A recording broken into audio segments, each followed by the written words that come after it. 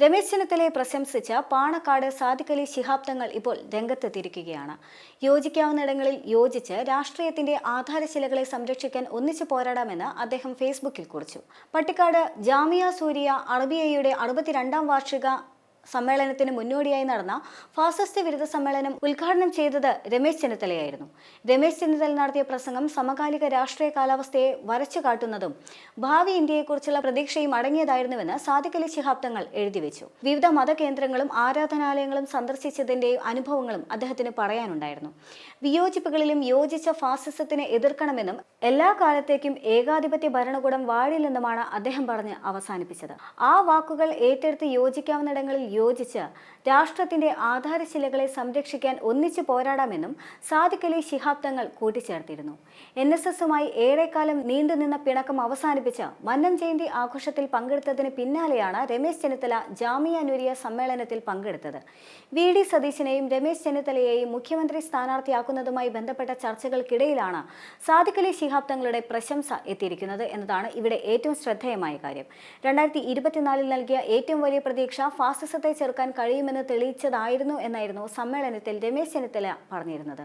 ബാബരി മസ്ജിദിൽ തുടങ്ങി മധുരയും ഗ്യാൻവാബിയും കടന്ന ഫാസിസത്തിന്റെ കൈകൾ അജ്രയിലെത്തിയുമ്പോൾ അവരുടെ ലക്ഷ്യം ഇന്ത്യ എന്ന മഹത്തായ ആശയത്തെ തകർത്ത് രാഷ്ട്രീയ ലാഭം കൊയ്യുക മാത്രമാണെന്നും രമേശ് ചെന്നിത്തല പറഞ്ഞിരുന്നു. ഹിന്ദുമതത്തിന്റെ യഥാർത്ഥ സത്ത ഉൾക്കൊണ്ടവർ ഇത്തരം പ്രവണതകളെ എതിർക്കുന്നവരാണ്. രാജ്യത്തിന്റെ മതേതരത്വത്തെ തകർത്തുകൊണ്ട് ഹിന്ദുരാഷ്ട്രം സ്ഥാപിക്കാൻ നടക്കുന്നവർ രാജ്യ താൽപര്യങ്ങൾക്ക് എതിരായി പ്രവർത്തിക്കുന്നവരുമാണ്. ഭരണപരാജയം ജനങ്ങളിൽ എത്താതിരിക്കാൻ വർഗീയതയെ ഉപയോഗിക്കുന്നവരെ തിരിച്ചറിയണമെന്നും രാജ്യം എല്ലാ തവണയും ഫാസിസ്റ്റ് ശക്തികൾക്ക് ഭരിക്കാനാകില്ല എന്നും രമേശ് ചെന്നിത്തല പറഞ്ഞിരുന്നു. സാദിഖ് അലി ശിഹാബ് തങ്ങൾ കൂടി രമേശ് ചെന്നിത്തലയ്ക്ക് അനുകൂലമായ നിലപാട് സ്വീകരിച്ചതോടുകൂടി ഇപ്പോൾ കോൺഗ്രസ് രാഷ്ട്രീയത്തിൽ വലിയ മാറ്റങ്ങളാണ് സംഭവിച്ചിരിക്കുന്നത്. ഇതുവരെ ക്യാപ്റ്റനായി താരോദയത്തിനുള്ള എല്ലാ ശ്രമങ്ങളും നടത്തിയിരുന്ന VD സതീശന് മുസ്ലിം ലീഗിന്റെ പോലും പിന്തുണ നഷ്ടപ്പെട്ടിരിക്കുകയാണ്. ഒരർത്ഥത്തിൽ പറയുകയാണെങ്കിൽ ആരാണ് 2026 മുഖ്യമന്ത്രി എന്നതിനെക്കുറിച്ച് വലിയ തരത്തിലുള്ള ആഭ്യന്തര തർക്കമാണ് കേരളത്തിലെ കോൺഗ്രസ് പാർട്ടിക്കുള്ളിൽ നടക്കുന്നത്. അതിനിടയിൽ തന്നെ NSSും SNDPയും പോലുള്ള സാമുദായിക സംഘടനകളുടെ പിന്തുണ രമേശ് ചെന്നിത്തലയ്ക്ക് ലഭിച്ചിരുന്നു. എന്തുകൊണ്ടാണ് എല്ലാ സംഘടനകളും രമേശ് ചെന്നിത്തലയെ ഇപ്പോൾ വിളിക്കുന്നത് എന്നുള്ള ആശങ്ക നിലനിൽക്കുന്നുണ്ട്. ആ ആശങ്കയെ ചുറ്റിപ്പറ്റി നിരവധി വിമർശനങ്ങൾ നിൽക്കുന്നുണ്ട്. രമേശ് ചെന്നിത്തല തന്നെ ഇറങ്ങി പുറപ്പെട്ടതാണ് എന്നുള്ള തരത്തിൽ വാർത്തകൾ നിൽക്കുന്നുണ്ട്. മാത്രമല്ല, രമേശ് ചെന്നിത്തലയെ ഒതുക്കാനുള്ള തീവ്ര ശ്രമത്തിന്റെ ഭാഗമാണ് ഇത്തരത്തിലുള്ള എല്ലാ ക്ഷണങ്ങളും എന്നെല്ലാം തന്നെ വാദങ്ങൾ നിറഞ്ഞു നിൽക്കുന്നുണ്ട്.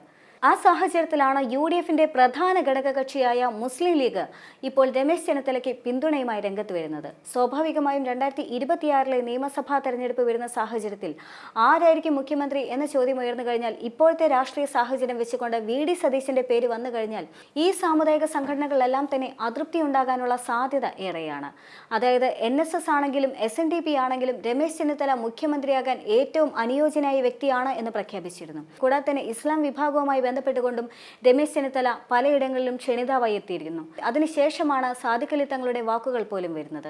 എന്തു തന്നെയാണെങ്കിലും ഇവയെല്ലാം തന്നെ സൂചിപ്പിക്കുന്നത് രമേശ് ചെന്നിത്തലയ്ക്ക് സാമുദായിക വോട്ടുകളുടെ പിന്തുണ ഉണ്ട് എന്നാണ്. എന്നാൽ കഴിഞ്ഞ ദിവസം സുകുമാരൻ നായർക്കെതിരെ വെള്ളാപ്പള്ളി നടേശൻ രംഗത്തെത്തിയത് ചെന്നിത്തലയ്ക്ക് അത്ര അനുകൂലമല്ല. കാരണം രമേശ് ചെന്നിത്തല NSSന്റെ പുത്രനാണ് എന്നതായിരുന്നു സുകുമാരൻ നായരുടെ വാദം.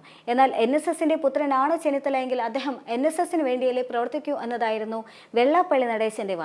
സ്വാഭാവികമായും രമേശ് ചെന്നിത്തലയോടോ സുകുമാരൻ നായരോടോ ചെറിയ തോതിലെങ്കിലും ഒരു അതൃപ്തി SNDP വിഭാഗത്തിനോ അഥവാ വെള്ളാപ്പള്ളി നടേശനോ ഉണ്ടായി എന്നുള്ള തരത്തിലുള്ള വിമർശനങ്ങൾ തലപൊക്കിയിരുന്നു. മാത്രമല്ല, സമസ്ത കേരള നായർ സമാജവും രമേശ് ചെന്നിത്തലയ്ക്കെതിരെയും സുകുമാരൻ നായർക്കെതിരെയും രംഗത്ത് വന്നിരുന്നു. സ്വാഭാവികമായും അപ്പോൾ നായർ സമുദായത്തിലെ ചില വോട്ടുകളെങ്കിലും ചെന്നിത്തലയ്ക്ക് അത്ര അനുകൂലമായി വരാനുള്ള സാധ്യത കുറവാണ്.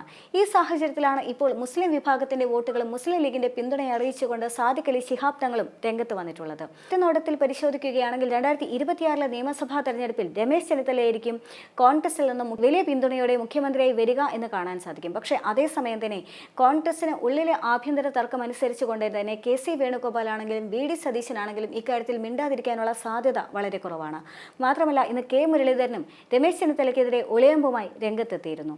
ആരെങ്കിലും എന്തെങ്കിലും പറഞ്ഞാൽ അത് മുഖ്യമന്ത്രിയാകില്ല എന്നെല്ലാം പറഞ്ഞുകൊണ്ടായിരുന്നു K മുരളീധരന്റെ വരവ്. ഇതെല്ലാം തന്നെ കേരളത്തിലെ കോൺഗ്രസിന് അകത്തെ ആഭ്യന്തര കലഹങ്ങളെല്ലാം തന്നെ വിളിച്ചോതുന്ന സാഹചര്യമാണ്.